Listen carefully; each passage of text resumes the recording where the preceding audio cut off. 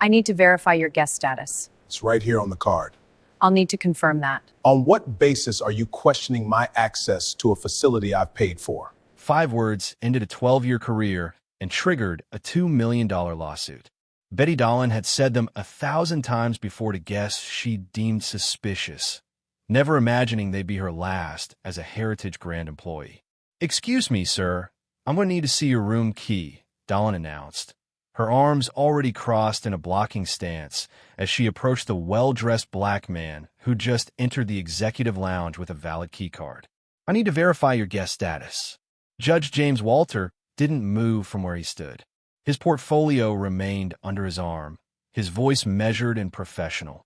"I just scanned my valid key card to enter." "On what basis are you questioning my access to a facility I've paid for?" Dahlen's expression hardened as she reached for her phone to call security, and 3 cameras captured what happened next. A confrontation that would cost $2 million, destroy 2 careers, and expose 63 ignored complaints of racial profiling. Before we dive into how a simple hotel stay became a federal civil rights case, if stories of justice and accountability matter to you, hit that subscribe button and turn on notifications. You won't want to miss how this plays out. Now, let's meet the man in Suite 1804. Judge James Walter had presided over his first federal case at 42 years old, younger than most appointed to the bench, and had spent the following 2 decades building a reputation that even his harshest critics couldn't tarnish. Fair, measured, incisive. Those were the words that appeared in legal journals when his rulings made headlines. He'd handled everything from complex patent disputes to emotionally charged civil rights cases, always with the same careful deliberation that had become his trademark. Lawyers who appeared before him knew to come prepared because Judge Walter missed nothing, forgot nothing, and tolerated no shortcuts with the law. But tonight, after 9 hours of judicial conference sessions, 3 panel discussions, and a working dinner that stretched past 10 o'clock, James Walter wasn't thinking about precedents or legal theory. He was thinking about the stack of case briefs waiting in his leather portfolio, the ones he needed to review before tomorrow's 8 o'clock session, and the quiet refuge of the Heritage Grand's Executive Lounge, where he'd specifically booked accommodations. The extra $89 per night wasn't trivial, but the investment seemed worth it for access to a space where he could work without the noise of the main lobby bar or the confines of his hotel room. He'd checked in 6 hours earlier, hauling his roller bag and garment carrier through the gleaming marble lobby while the desk clerk processed his reservation with practiced efficiency. Suite 1804. Executive floor privileges included. The clerk had handed him 2 key cards and a small folder embossed with his suite number, explaining that one card accessed his room while the other granted entry to the 18th floor executive lounge with its complimentary refreshments, business center, and panoramic city views. The conference had been exhausting in ways that had nothing to do with intellectual rigor. Judge Walter had sat through a morning session on emerging technology in courtroom proceedings, followed by lunch with 3 appellate colleagues he genuinely respected, then an afternoon workshop on managing complex multi-district litigation. Somewhere between the coffee break and the closing remarks, he'd fielded 2 urgent calls from his clerk about a motion that needed his attention before the weekend, answered 14 emails on his phone, and participated in a debate about qualified immunity doctrine that had grown more heated than professional courtesy typically allowed. By the time he returned to the Heritage Grand, loosening his tie in the elevator, all James Walter wanted was a quiet corner, a comfortable chair, and an hour to focus on the briefs that would determine how he ruled on a summary judgment motion Monday morning. The executive lounge had been nearly his when he'd visited earlier that afternoon, just 2 other guests working quietly on laptops, the kind of productive silence that made the premium worth paying. He'd noticed the attendant then, a middle-aged white woman who'd smiled pleasantly when he'd grabbed a bottle of water, and he'd thought nothing of it. Now, returning at nearly 11 o'clock with his portfolio under one arm and his loosened tie the only concession to the late hour, Judge Walter scanned his executive lounge key card at the entrance and heard the affirming beep of the lock disengaging. He pushed open the glass door, already anticipating the quiet comfort waiting inside, his mind already shifting to the First Amendment issues raised in the brief he needed to review first. He made it exactly 4 steps inside before everything changed. Betty Dahlen had worked at the Heritage Grand Hotel for 12 years, and in that time, she developed what she called a sixth sense for people who didn't belong. She'd started as a housekeeper, worked her way up to front desk, and eventually landed the executive lounge position that came with better hours, better tips, and a sense of authority she'd never experienced in her previous roles. The executive lounge was her domain, and she took pride in maintaining its exclusive atmosphere. High-end guests expected a certain level of service, a certain caliber of people sharing their space, and Betty considered it her job to ensure those standards never slipped. Management appreciated her attention to detail. That's what her supervisor had called it during her last performance review, when a guest had complained about being questioned too aggressively. Attention to detail. Betty had simply been doing her job, verifying that someone who looked out of place actually belonged in a space reserved for premium guests. The complaint had gone nowhere, filed away in her personnel record with a note about maintaining appropriate hospitality standards, but no formal discipline. It wasn't the first complaint of its nature, and Betty had long since stopped worrying about them. Over 12 years, she developed patterns she didn't consciously acknowledge, but followed instinctively. When well-dressed white guests entered the lounge, she smiled warmly and asked if she could get them anything. When casually dressed white guests entered, she might glance at them but rarely question their presence. When Black or Latino guests entered, regardless of how they were dressed, something in Betty's posture changed. Her smile became tighter. Her eyes tracked them more carefully. She found reasons to verify their status, to ask additional questions, to satisfy herself that they truly belonged. She would have denied any racial bias if asked directly. Betty didn't think of herself as prejudiced. She had Black co-workers she got along with perfectly well. She watched television shows with Black characters. She'd voted for Barack Obama, at least the first time. But there was something different about the executive lounge, about this space that represented luxury and exclusivity, and somewhere deep in her assumptions about who naturally belonged in such spaces, race played a role she would never have admitted even to herself. The hotel's internal records told a story Betty never saw in full. Over her 12-year tenure, 63 complaints have been filed by guests of color who felt they'd been treated differently, questioned more aggressively, or made to feel unwelcome in spaces they'd paid to access. Most complaints were vague, hard to prove, easy to dismiss. I felt like she was watching me. She asked to see my room key, but didn't ask the white couple who came in after me. The tone in her voice made me feel like I didn't belong. Management had investigated exactly 4 of those complaints with any seriousness, and in each case, Betty's explanation had been accepted. She was detail-oriented. She took her job seriously. She treated everyone the same, except the numbers didn't lie. White guests filed complaints about Betty Dahlen at a rate of approximately 2 per year, usually about service quality or minor rudeness. Guests of color filed complaints at nearly 5 times that rate, and the complaints had a consistent theme that management had somehow never noticed as a pattern.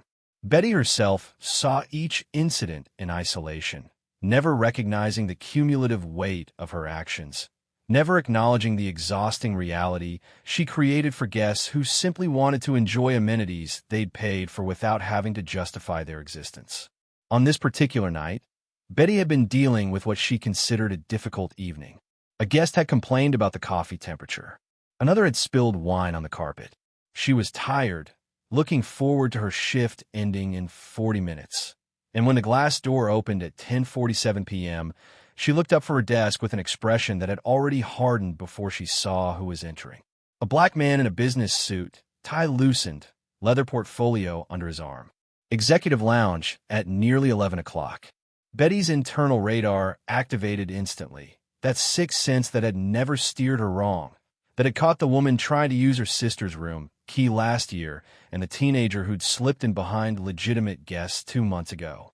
Something fell off, and Betty Dahlen prided herself on trusting her instincts. She stood up from her desk and moved to intercept him, her professional smile already cooler than it had been an hour earlier when the elderly white couple had entered. She didn't yet know she was about to make the biggest mistake of her career. She just knew that this man needed to be verified. Judge Walter had taken exactly 4 steps into the executive lounge when the attendant materialized in front of him, her body language blocking his path to the seating area where he'd planned to work. He recognized her from his earlier visit that afternoon, though her expression now bore none of the pleasant neutrality she'd shown then. Her arms were crossed, her stance wide, and before he could even set down his portfolio, she spoke. "Excuse me, sir, I'm going to need to see your room key." The words hit Judge Walter with the tired familiarity of a script he'd heard too many times before. Not the exact words, perhaps, but the tone, the assumption, the immediate suspicion that required him to prove his right to occupy a space he'd paid for. He paused, his internal calculation beginning automatically. How to handle this? How much energy to expend? Whether this particular indignity was worth addressing or whether, like hundreds before it, he should simply comply and move on with his evening. He'd been playing this calculation game for 40 years. As a law student at Cornell, he'd been stopped by campus security and asked to show his student ID while his white classmates walked past unquestioned.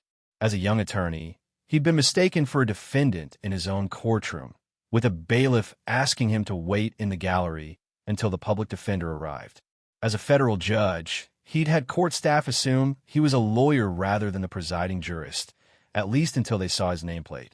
Each incident in isolation seemed small, almost laughable in retrospect, but their cumulative weight had taught him to carry extra identification, to dress more formally than necessary, to maintain composure in situations that would make anyone else justifiably angry. Of course, Judge Walter said, his voice even and professional. He shifted his portfolio to access his wallet, noting the way the attendant's eyes tracked his movements with open suspicion. He produced his executive lounge keycard, the same card that had successfully opened the door 30 seconds earlier, and held it out for her inspection. Betty Dahlen glanced at the card but didn't take it. "Anyone could have one of those. I need to see your actual room key." Behind them, the glass door opened again. A white couple in their 50s entered, the man in golf attire and the woman in resort casual clothing that suggested they'd just returned from dinner.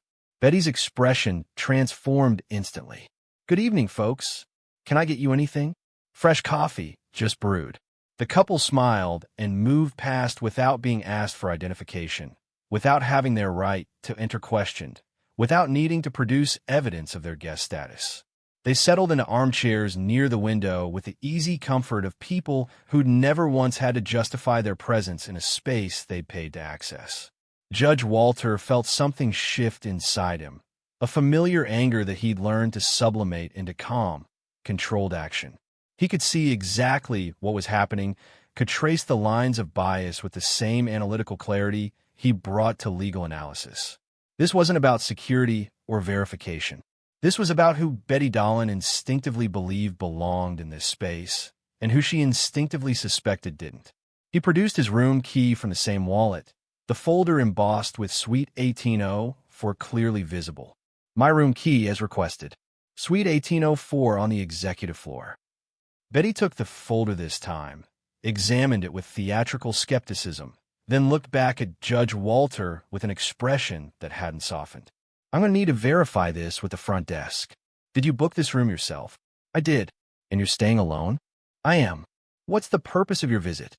Judge Walter felt the familiar weight of a conversation spiraling into territory that had nothing to do with legitimate verification and everything to do with making him prove his right to exist where he stood.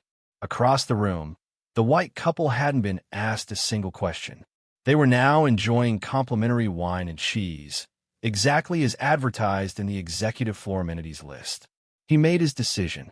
He would not de-escalate. He would not make this easier for Betty Dahlen by leaving voluntarily. He would require her to follow this through to whatever conclusion she intended. And he would do so while maintaining the composure that had served him well on the bench, but that cost him more with each passing minute. "I'm here for a judicial conference," Judge Walter said, his voice measured. "I checked in at 4:15 this afternoon. I visited this lounge earlier today, around 3:30, and helped myself to a bottle of water. I paid for executive floor access specifically to use these facilities. I provided you with both my executive lounge key card and my room key. Now, unless you have a specific reason beyond my appearance for questioning my guest status, I'd like to sit down and do some work.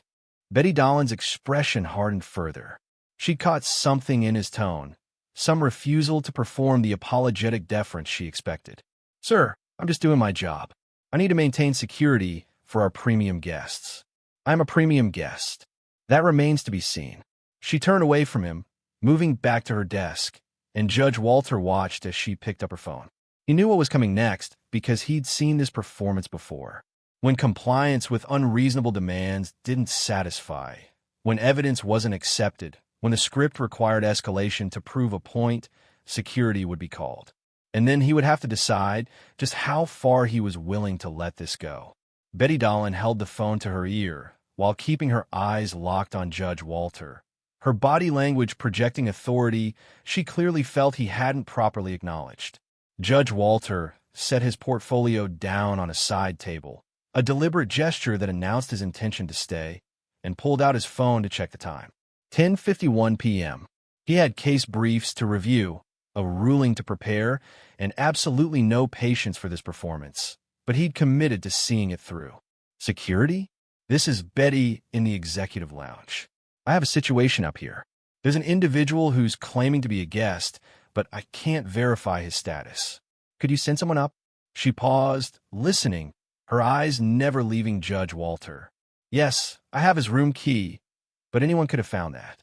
I need someone to verify with the front desk and escort him out if necessary.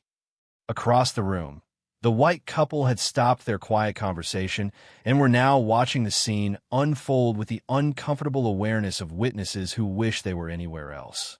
The woman whispered something to her husband, who glanced at Judge Walter and then quickly looked away. They knew what they were seeing.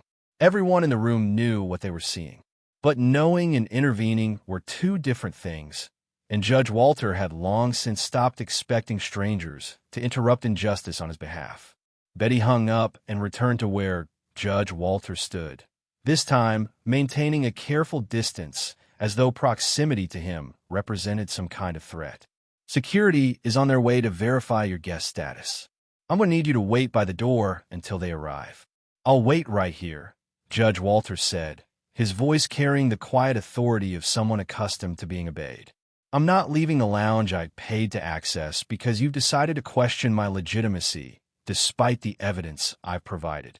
Sir, if you don't comply, this will be considered trespassing. Trespassing. Judge Walter let the word hang in the air, heavy with irony that Betty Dahlen seemed entirely immune to. You're accusing me of trespassing in a space I successfully accessed with a valid keycard, in a hotel where I'm registered as a guest, with documentation I've already shown you.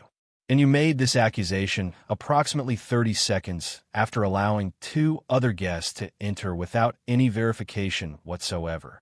I verify guests at my discretion based on security concerns, Betty said. Her rehearsed response suggesting this wasn't the first time she'd needed to defend her selective verification process. And what specific security concern do I present? Judge Walter asked, already knowing she couldn't articulate an answer that didn't expose her bias. Is it my business attire? My leather portfolio? The fact that I'm standing here calmly answering your questions? Or is it something else you prefer not to name directly? Betty's face flushed. I don't appreciate your implication. I treat all guests the same. The white couple in the corner shifted uncomfortably.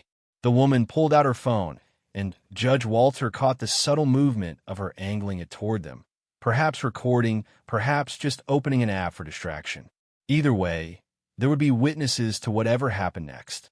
You have my room key, Judge Walter said, shifting tactics to crystal clarity. The folder clearly shows Suite 1804. You can verify this with a single phone call to your front desk that would take 30 seconds. Instead, you've called security and accused me of trespassing. I'd like you to explain your reasoning. Anyone could have found that key, Betty insisted, though her voice carried less certainty now. Anyone could have picked it up if a guest left it somewhere. The keycard successfully opened the door. The hotel's electronic system verified my access. You watched me scan in. The system can be fooled. Then your entire security protocol is meaningless and you should be questioning every guest who enters. Judge Walter gestured toward the couple by the window. But you're not. You're questioning me specifically, despite evidence you've accepted from others without hesitation. The elevator chimed in the hallway outside, and Judge Walter felt his body tense in anticipation of the next act in this familiar drama. He provided evidence. The evidence had been rejected. Now someone with perceived authority would arrive, and Judge Walter would have to decide how much of his dignity he was willing to spend proving what should never have been questioned in the first place. Betty moved toward the door, her expression showing relief that backup was arriving. Judge Walter remained exactly where he stood, his portfolio on the table, his posture relaxed, but his mind calculating the next steps with the same analytical precision he brought to complex legal questions. He could feel the weight of his judicial identification in his inner jacket pocket, the credential he'd been carrying for 20 years, the one he'd never expected to need in a hotel executive lounge. The couple by the window was definitely recording now. The woman's phone held at an angle that captured both Judge Walter and the entrance where Betty was greeting the security officer who'd just arrived. Judge Walter caught her eye briefly, saw something like apologetic solidarity there, and gave her the smallest nod of acknowledgement. Record everything, he thought. Every word, every gesture, every moment of what's about to happen. Because this wasn't just about him anymore. This was about the pattern, the 63 complaints that had been dismissed, the countless other guests of color who'd faced this same scrutiny and hadn't had his resources or platform to demand accountability. Officer Stephen Carr stepped through the glass door, his hand already resting on his equipment belt before he'd assessed the situation, his body language projecting aggression that matched Betty's summoning description.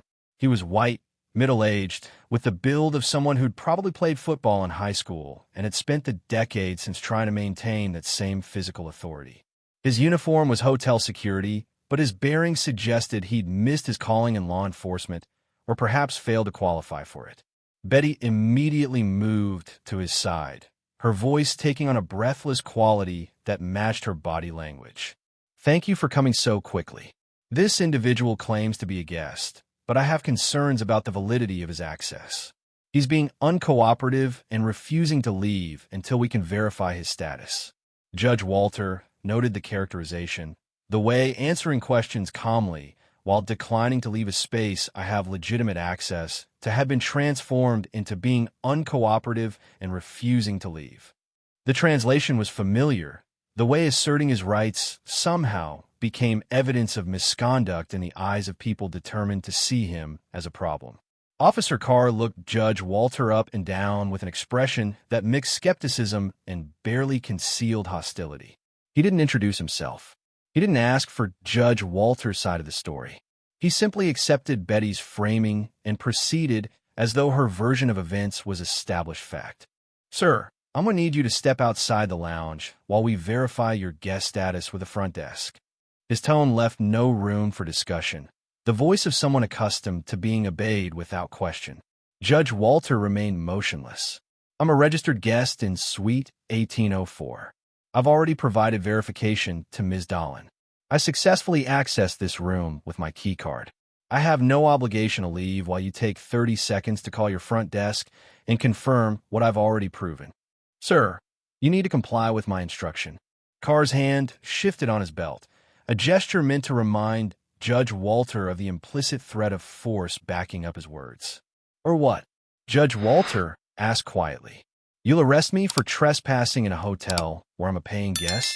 You'll physically remove me from a room I accessed with a valid keycard? And you'll do all of this without taking 30 seconds to verify information that's immediately available to you." Behind them, the woman with the phone shifted position slightly, ensuring she had a clear angle. Her husband whispered something urgent, probably suggesting they leave, but she stayed planted in her chair, bearing witness. Security is on the way, and you can already see how this is about to escalate. If you're feeling that same frustration Judge Walter is experiencing right now, show your support by smashing that like button. Drop a comment below telling me if you've ever experienced something similar or what you would have done in his position. And stay tuned, because what happens when Officer Carr arrives will shock you. The The woman who'd been recording stood up abruptly, her chair scraping against the polished floor. "Excuse me, officer, but I can confirm this gentleman's guest status. I was in the lobby earlier this afternoon when he checked in. I saw the desk clerk give him his room keys and explain the executive lounge access." Officer Carr turned toward her with visible irritation, his hand making a dismissive gesture. "Ma'am, I need you to step back. This doesn't concern you. I'm just trying to help clarify. Ma'am, step back now, or I'll have to ask you to leave the lounge entirely." The woman's husband stood as well, placing a protective hand on her shoulder. "Patricia, maybe we should just go." "Patricia Hughes." Judge Walter caught her name from her husband's worried whisper. Hesitated, her phone still recording, her expression torn between self-preservation and the clear injustice unfolding in front of her. She met Judge Walter's eyes, and he gave her the smallest shake of his head. "Don't risk yourself. This isn't your fight." He'd learned long ago not to expect allies to sacrifice their own comfort for his dignity, no matter how well-intentioned they might be. Officer Carr had already turned his attention back to Judge Walter, dismissing the witness as though her testimony meant nothing. He'd accepted Betty Dahlen's characterization without question, without investigation, without even the pretense of impartiality. The pattern was so familiar it almost felt scripted.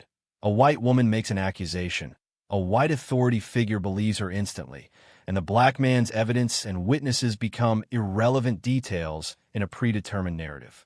"Sir, for the last time, I'm instructing you to step outside this lounge while we verify your status with the front desk." Carr's voice had hardened, his posture shifting into something more aggressive, his weight balanced like someone preparing for physical confrontation.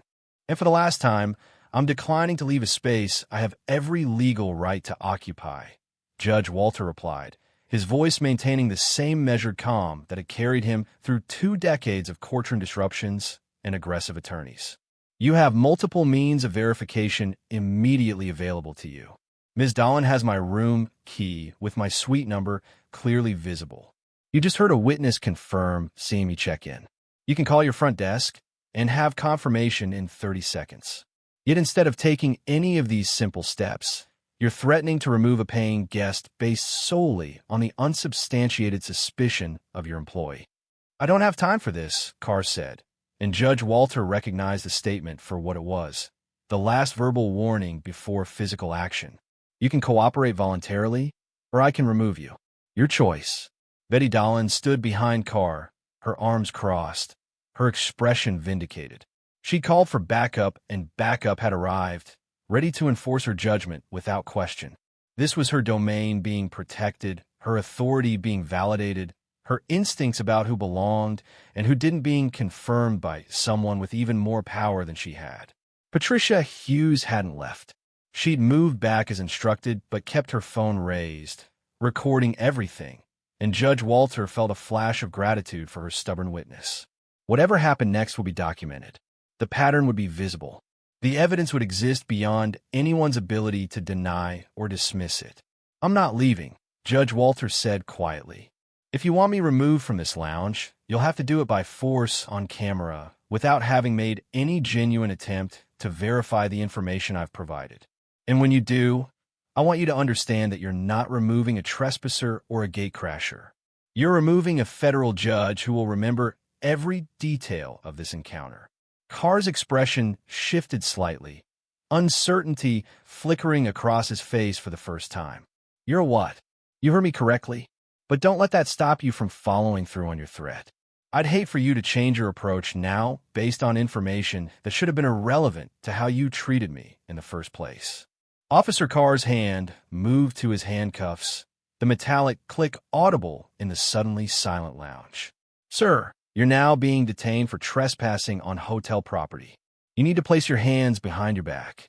Judge Walter felt the familiar calculation running through his mind, faster and more complex than any legal analysis he'd performed from the bench. He could comply. He could allow himself to be handcuffed, removed, humiliated in front of witnesses, and then file a complaint that would disappear into the same bureaucratic void that had swallowed 63 previous complaints.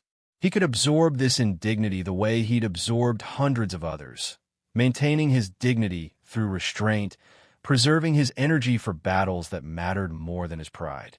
Or he could draw a line. He could refuse to let this moment pass without consequence. He could use the power he'd spent 20 years earning to demand the accountability that others lacked the resources or platform to obtain. "I'm reaching for my wallet," Judge Walter said clearly, his movements deliberate and visible, aware of how easily this situation could escalate into violence if Carr perceived any threat. "I'm going to show you identification that should have been irrelevant to how you treated me, but that will now define how you explain your actions to your superiors." Carr's hand shifted from his handcuffs to his belt, his body tensing. "Keep your hands where I can see them." "My hands are visible. I'm removing my wallet from my inside jacket pocket." Slowly and clearly, Judge Walter suited action to words, his movements exaggerated enough to eliminate any ambiguity. He opened his wallet with the same deliberate care, bypassing his driver's license and credit cards to pull out the identification he carried but rarely needed to present.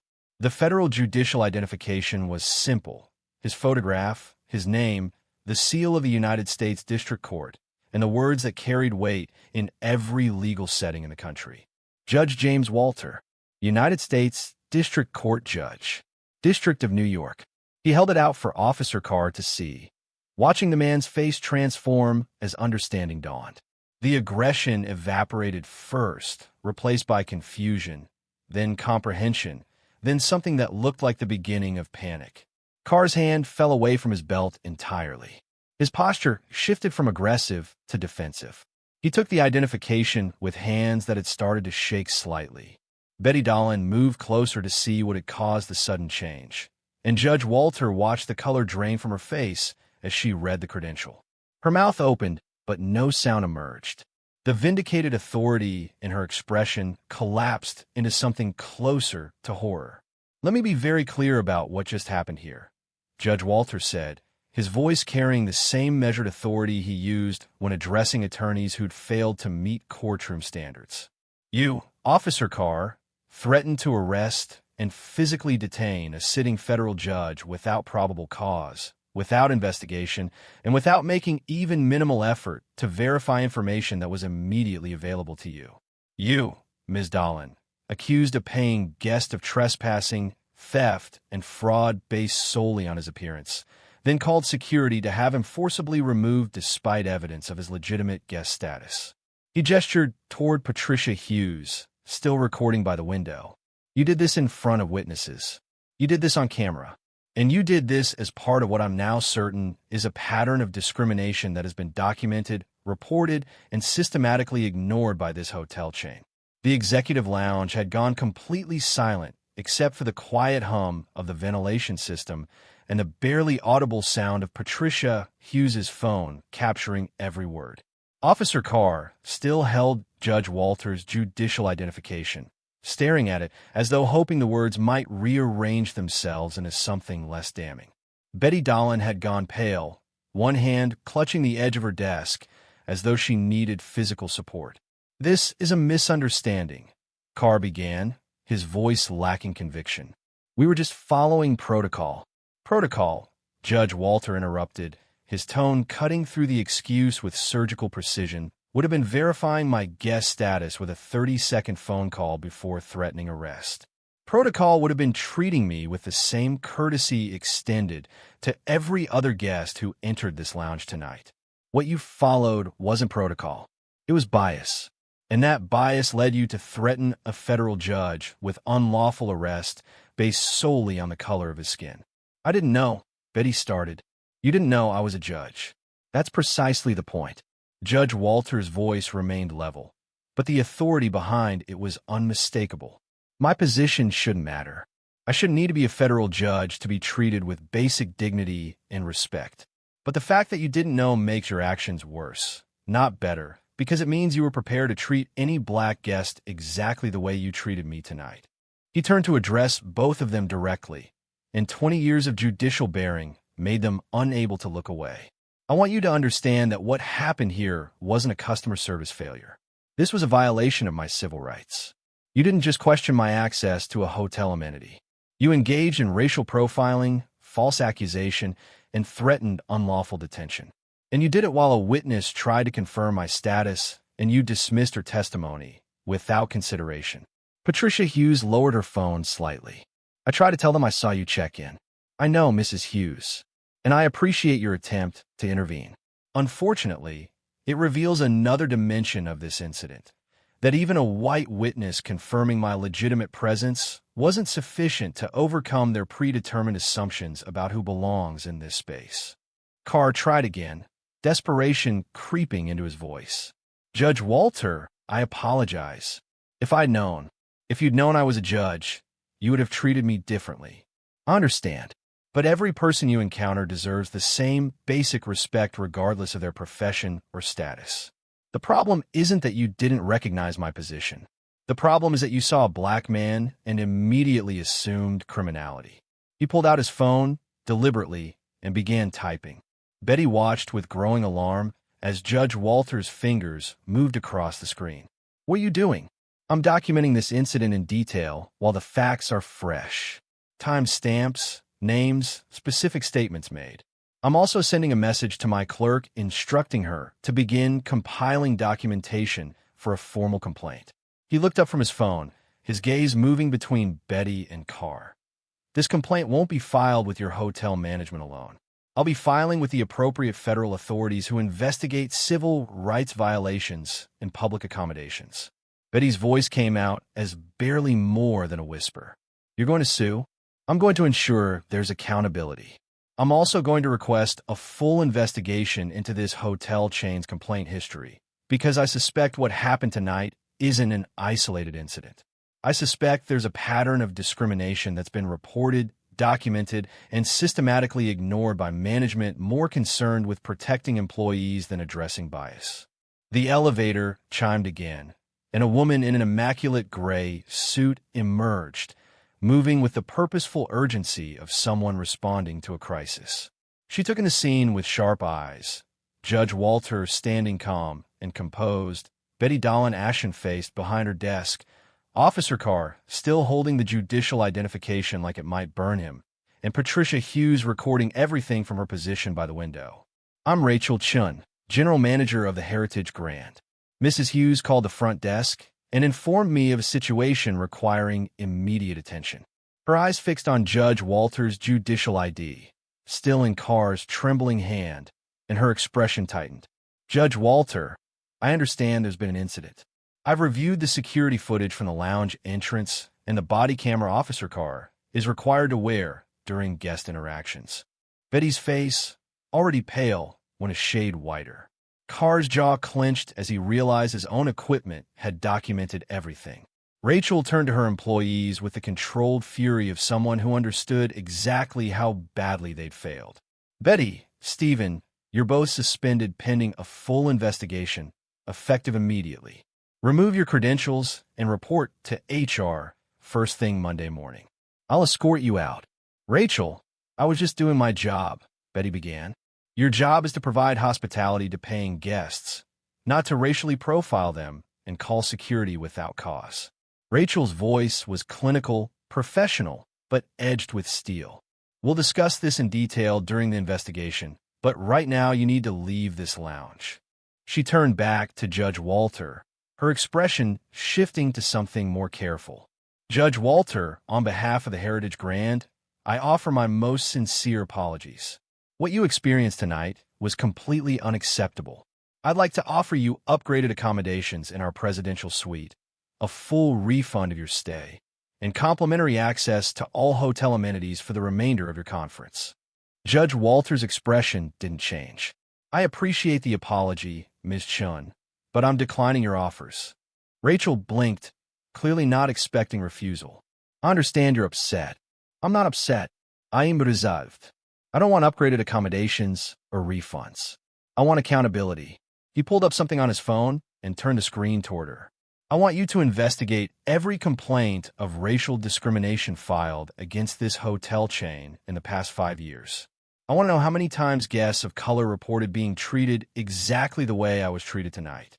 And I want to know why those complaints were dismissed without meaningful investigation. Rachel's professional composure flickered. Judge Walter, I assure you we take all complaints seriously. Do you? Because your employee told me she's worked here for 12 years. 12 years of attention to detail that somehow manifests primarily when guests of color access premium spaces. That suggests either a stunning failure of oversight or a deliberate choice to ignore a documented pattern. He gestured toward Betty, who was removing her employee badge with shaking hands. Ms. Dahlen didn't develop her bias in a vacuum. She developed it in an environment that never corrected it, never disciplined it, never treated it as the serious problem it represents. How many guests has she harassed? How many complaints were filed and ignored? Those are questions I intend to have answered. Rachel's expression had shifted to something closer to understanding of the scale of the problem. I will personally conduct a comprehensive review. No, you will hire an independent third party to conduct the review because your hotel's internal investigation process has already proven inadequate. And you'll share the findings publicly, not bury them in internal reports. Judge Walter, I'm a federal judge, Ms. Chun. I don't need compensation. I need reform. Real reform, not public relations gestures. 6 months later, Judge James Walter sat in his chambers reading the settlement agreement that had taken 3 teams of lawyers and countless negotiation hours to finalize. The dollar figure, $2 million, represented less about compensation for his personal experience and more about the seriousness of the systemic failures the independent investigation had uncovered. The investigation had been damning. 63 complaints over 4 years from guests of color reporting discrimination, harassment, or racially motivated questioning of their right to access hotel amenities. 63 complaints that have been filed, logged, and then effectively ignored by management who treated each incident as an isolated customer service issue rather than recognizing the clear pattern they formed. The average resolution time for complaints from white guests, 4 days. The average resolution time for complaints from guests of color, 21 days, with most receiving only form letter responses and no meaningful investigation. Betty Dahlen's personnel file alone revealed 12 formal complaints over her tenure, all describing the same behavior. Excessive questioning of Black and Latino guests, demanding additional verification not required of white guests, treating premium spaces as exclusive domains she had authority to protect. Management had documented each complaint, noted her attention to detail and commitment to security, and taken no corrective action beyond brief conversations that clearly hadn't modified her behavior. The consent decree accompanying the settlement required comprehensive reforms, mandatory bias training for all guest-facing staff, creation of an independent complaint review board with outside members, anonymous reporting mechanisms that bypassed direct management, quarterly diversity and inclusion audits, and termination of any employee found to have engaged in discriminatory practices. The Heritage Grand Hotel chain had resisted many of these provisions, arguing they were unnecessarily punitive, until Judge Walter's attorneys had made clear they were prepared to take the case to trial with dozens of former guests ready to testify about similar experiences. Betty Dahlen had been terminated for cause, her 12-year tenure ending with documentation that made her effectively unemployable in the hospitality industry. She'd filed a wrongful termination claim that had been quickly dismissed when her own body camera footage and the pattern of complaints made her defense untenable. Judge Walter had heard she was working retail now, far from the executive lounges where her bias had flourished unchecked. Stephen Carr's security license had been revoked by the state board after review of the incident, his own body camera providing irrefutable evidence that he'd threatened arrest without probable cause, dismissed witness testimony without consideration, and allowed racial bias to guide his professional judgment. His application for reinstatement had been denied twice. The security industry newsletter had run his case as a training example of how not to respond to complaints. But the settlement terms Judge Walter cared most about had nothing to do with punishment. $1 million of the settlement was earmarked for establishing the Walter Civil Rights Legal Fund, providing pro bono legal representation to victims of discrimination in public accommodations who lack the resources or platform to to fight back on their own. Judge Walter had spent months working with civil rights attorneys to structure the fund so it could help people facing exactly what he'd faced: the everyday indignities of being questioned, challenged, and treated as suspect in spaces they had every right to occupy. The remaining $1 million funded the independent oversight mechanisms and training programs required by the consent decree, ensuring the reforms weren't just promises but resourced initiatives with teeth. Judge Walter had insisted on this provision, knowing that policy changes without funding typically resulted in glossy brochures and no actual change. His law clerk knocked on his chamber's door, pulling him from his review of the settlement documents. "Judge Walter, your 2 o'clock is here." He looked up, momentarily disoriented, then remembered his calendar. Patricia Hughes, the attorney who'd witnessed the incident and whose recording had provided crucial evidence, had requested a meeting. He'd agreed immediately, curious what she wanted to discuss 6 months after the fact. Patricia entered with the same determined expression she'd worn in the executive lounge that night, though this time she was carrying a legal briefcase instead of a phone. "Thank you for seeing me, Judge Walter. I know you're incredibly busy. Not too busy for the person whose witness testimony and documentation made this settlement possible. Please sit." She settled into the chair across from his desk, choosing her words carefully. "I wanted to update you on something that grew out of that night. I've been working with a coalition of civil rights organizations to push for legislation requiring hotels to publicly report discrimination complaints and resolution outcomes. Transparency requirements similar to what you negotiated in the consent decree, but applied industry-wide."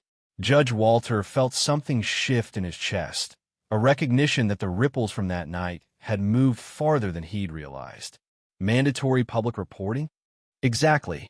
The pattern we uncovered at Heritage Grand isn't unique. Every major hotel chain has similar complaint histories buried in internal files. But without transparency, there's no accountability and no way for guests to make informed decisions about where they stay. The bill has bipartisan support. We're calling it the Walter Transparency Act. He sat back in his chair, genuinely moved. "I don't know what to say. Say you'll testify when it comes up for committee hearings. Your experience, your platform, the settlement you negotiated, it all makes the case for why this legislation matters. You showed that refusing to let injustice slide silently by can create real change." Judge Walter thought about all the times he'd absorbed indignities without complaint, all the moments he'd de-escalated and moved on, all the years he'd told himself that individual battles weren't worth the energy when he needed to save his strength for the bench. He'd been wrong. Not about preserving his energy, that calculation remained valid, but about the cost of silence, about the responsibility that came with his position, about the difference between individual justice and systemic change. "I'll testify," he said, "and I'll use every platform available to me to advocate for these reforms. Because you're right, what happened to me wasn't unique. It was just unusually well documented, and I just happen to have resources most victims don't. That combination creates a responsibility I can't ignore."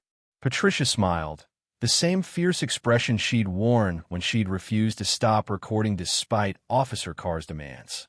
"There's one more thing. The Walter Legal Fund has received over 300 applications for representation in its first 6 months. 300 people in one region who experienced discrimination in public accommodations and couldn't afford to fight back.